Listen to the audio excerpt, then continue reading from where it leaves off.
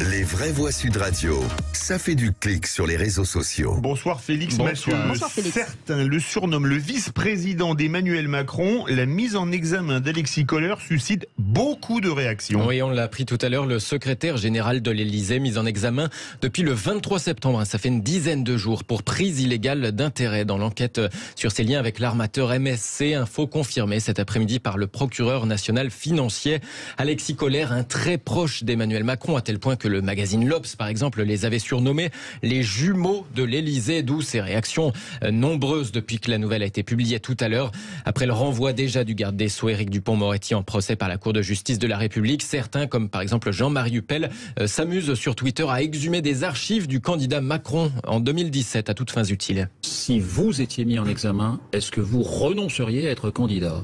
Oui, de la même façon que dans le principe, un ministre doit quitter le gouvernement lorsqu'il est mis en examen. Aïe, aïe, aïe. Alexis Kohler sera défendu par Éric Dupond-Moretti, plaisante un internaute en apprenant cette mise en examen. Alors, si le garde des Sceaux est accusé d'avoir profité de ses fonctions pour régler des comptes avec un magistrat, Alexis Kohler, lui, est dans le viseur de la justice suite à une plainte de l'association Anticorps. Le numéro 2 de l'Élysée se trouve aussi placé sous le statut de témoin assisté pour trafic d'influence. En gros, il lui est reproché de ne pas avoir déclaré ses liens familiaux, ses liens économiques avec cet armateur lorsqu'il a eu à se prononcer sur des contrats impliquant MSC lors de ses précédentes fonctions au gouvernement en 2010-2011.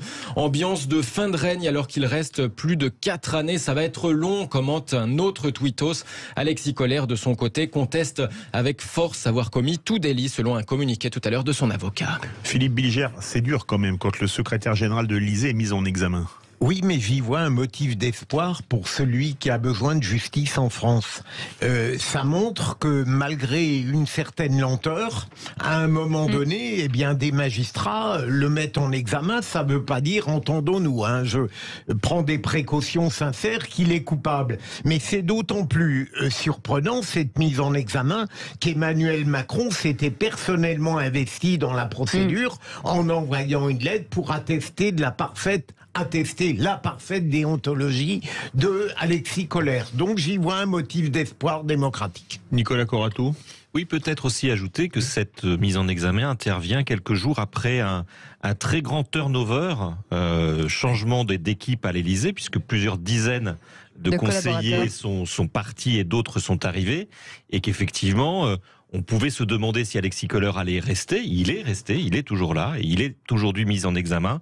Est-ce que ça va entraîner d'autres départs, y compris le sien ? Ça, c'est une question de responsabilité politique qui incombe au président de la République. Le Gras.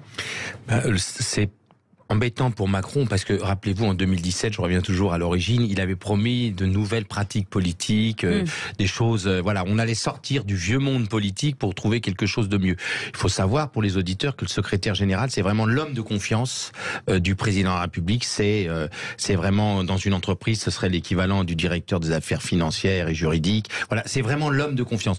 Donc c'est un problème. Après, la limite de l'exercice, c'est que prenant beaucoup de responsabilités, parce que tous les dossiers passent sur le bureau du secrétaire général de l'Élysée, forcément, il y a des tentations, il y a des possibilités d'inculpation multiples, etc.